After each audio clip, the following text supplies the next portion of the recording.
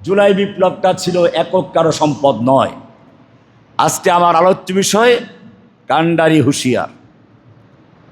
যদি আমি রাজনৈতিক বিষয় নিয়ে আলোচনা করি না, কিন্তু এটা শুধু রাজনৈতিক না, এটার সঙ্গে আকীদা জড়িত আছে। কে কার মাস্টার মাইন্ড হবে, কে কৃতিত্ব নিবে? এই আন্দোলনটা একদিনে দাঁড়ায় নাই।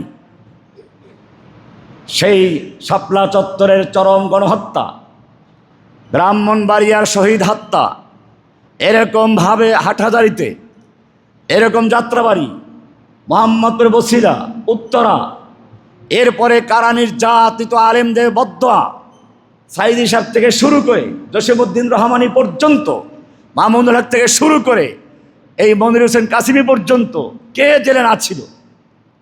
আপনারা যে আলেমদেরকে চিনেন, প্রায় আলেমরা জেলে ছিল। বিএনপির লোকেরাও ছিল। তারেক রহমান সাহেবের পিএস মিয়া নুরুদ্দিন অপু সাহেবের সঙ্গে আমি জেলে ছিলাম। বাবর সাহেবের সঙ্গে আমার দেখা হয়েছে। এরকমভাবে মেজর জেনারেল আব্দুর রহিম, আল্লাহ তাকে জান্নাতবাসী করুন, জেলখানায় চরম নির্যাতনের সম্মুখীন ছিলেন। রেজাকুল হায়দার, এরকম অনেকগুলো লোক যারা সে সময় ছিলেন, তাদের পুরো নির্যাতন হয়েছে। জামাতের আমিরদের সঙ্গে আমার দেখা হয়েছে। নিজামী সাহেব থেকে শুরু করে মুজাহিদ থেকে শুরু করে কামরুজ্জামান সাহেব, সেখান থেকে মীর কাসেম আলী, এরপরে বর্তমান যারা আছেন, জীবিত আছেন যারা, গোলাম পরওয়ার সাহেব, তারপরে এটিএম আজহার সাহেব, আমাদের সঙ্গে অত্যন্ত সৌহার্দ্যপূর্ণ সম্পর্ক জেলে ছিল।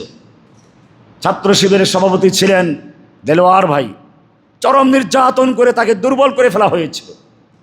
এই মানুষগুলোর চেহারা আমি দেখতে পাচ্ছি। একক কোনো দল নয়, সব রকমের লোকরা নির্যাতিত হয়েছিল, নিপীড়িত হয়েছিল, এবং সবার ত্যাগের কারণে আল্লাহ সুবহানাহু ওয়া তাআলা যখন সবার দোয়ায় সাড়া দিয়ে বাংলাদেশের স্কুল, কলেজ, মাদ্রাসা, ইংলিশ মিডিয়াম স্কুল থেকে শুরু কওমি মাদ্রাসা, আলিয়া মাদ্রাসা, স্কুল, কলেজ, কোনোটা বাদ ছিল না, সব জায়গার থেকে আবাবিল হয়ে যখন ছেলেরা বের হয়ে আসলো, আল্লাহ সুবহানাহু ওয়া তাআলা তখন তাদের সকলের ডাকার সাড়া দিয়ে সম্মিলিতভাবে চেষ্টা করা হয়েছিল, তার সাড়া দিয়ে আল্লাহ সুবহানাহু ওয়া তাআলা সাহায্য করলেন, জালিম পালিয়ে গেল। এটাই আল্লাহর নিয়ম।